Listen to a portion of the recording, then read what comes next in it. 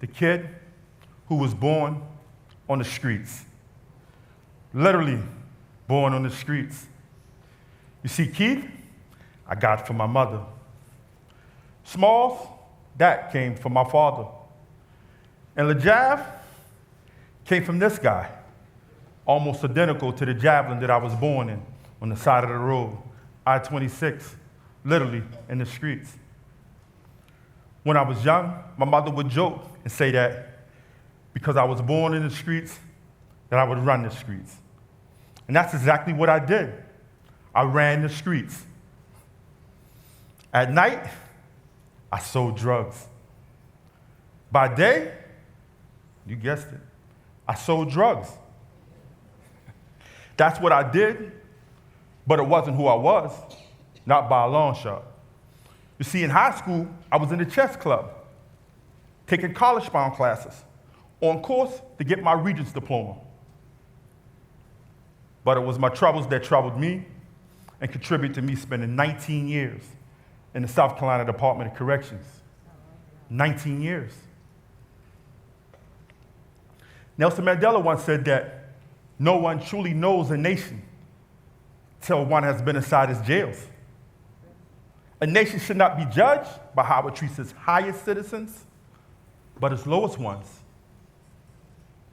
I never thought myself to be the lowest.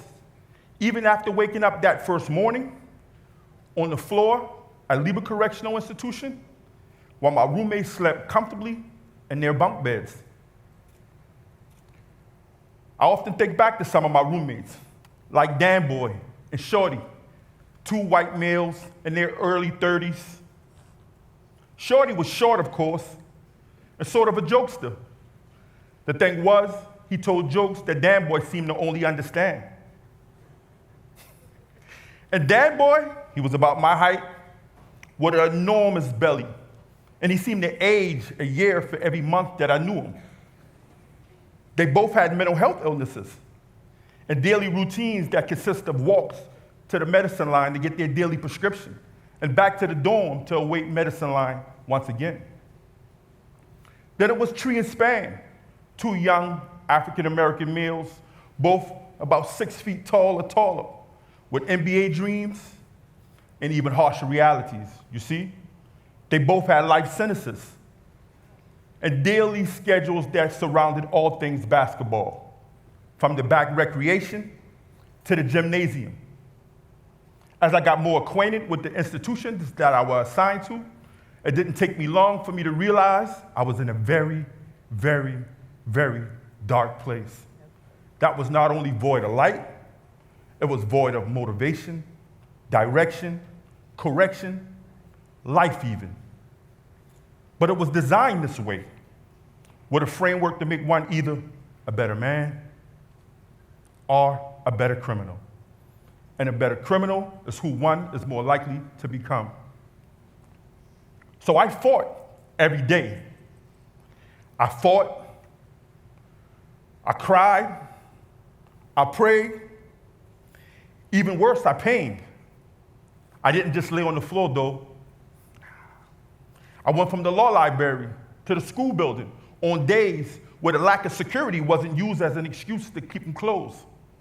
I even got a job as a clerk in the library and in the school building as a teacher's assistant. I sought out programs that were here one day and going the next. Good programs that would have easily contributed to an inmate becoming a better man. Programs like the collegiate electrician course that I so badly wanted to get into, but was told I was over the 25-year age requirement. That one hurt. That one hurt. Oftentimes I thought about all the shackles, the roadblocks, the handcuffs, the requirements, the limitations that seem to be placed in the inmate's way. Even more, the inconsistencies that were so consistent in the Department of Corrections. I also thought about the kids that I had left behind, my 3 daughters and my son. He was the oldest. It was him and his baby sister who were there to receive me on the day I was released. I was ready.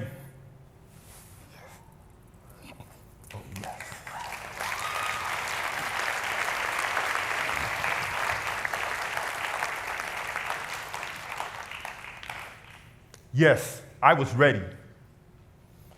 They were happy. We all were. But trouble was brewing. You see, a year after my release, my then 17-year-old son was murdered by a 15-year-old and a 17-year-old. This was the saddest day of my life. Easily, undeniably, tragedy, unimaginable. I often think of the day that I faced my son's murderer in the courtroom. I remember looking at the judge and telling him, no amount of time you give will bring my son back. So his sentence, I leave to you. And I turned to my son's murderers, one by one. And I told them, no matter what happens today, your life is in your hands. You see, I poured into them from my lived experience, knowing that they were going into an institution that were likely to make them a better criminal than a better man. Seemingly, I walked out of that room into that of another room, that of the CJCC, the Charleston County Criminal Justice Coordinating Council, with its impressive membership, from the magistrate judges and municipal judges, from the sheriff, the chiefs of law enforcement, the public defender, the solicitor, and other impressive, influential, elected, appointed officials, all with their MBAs, PhDs, and law degrees. And here I was with 2 GEDs and 19 years of lived experience. I started as a community representative. Now I sit as the co-vice chairman. I also became an executive board member for South Carolina for Criminal Justice Reform. Although this is local criminal justice work, there's work being done. But it's going to take much more than that. Especially with headlines that read, South Carolina, criminal justice reform. 6 years later, 6 prisons closed. The thing was, these were not prisons. They were work releases. They were work camps. There were facilities where an inmate can go and pay his restitution, to pay his child support. Again, something that will contribute to the rehabilitation and will help an inmate become a better man, going. So today I say, once and for all, we have to make a choice. Is it going to be fair in punishment? Fair to criminals. Punish him even. Research says fearful citizens favor punishment, punishment, and more punishment. Or is it going to be safety and justice? Safer communities, justice, treatment, programs for all. In fact, I think it's time we start fact-checking some of our laws and policies, like the First Step Act, the Truth in Sentencing Bill, even the 13th Amendment, in a nation that has the highest incarceration rate in the world, still to this day.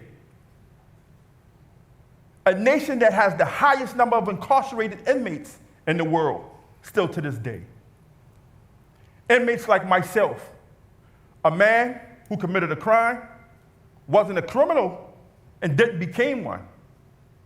You see, that old lady was right. It was just something I was doing. It wasn't who I was. But this is.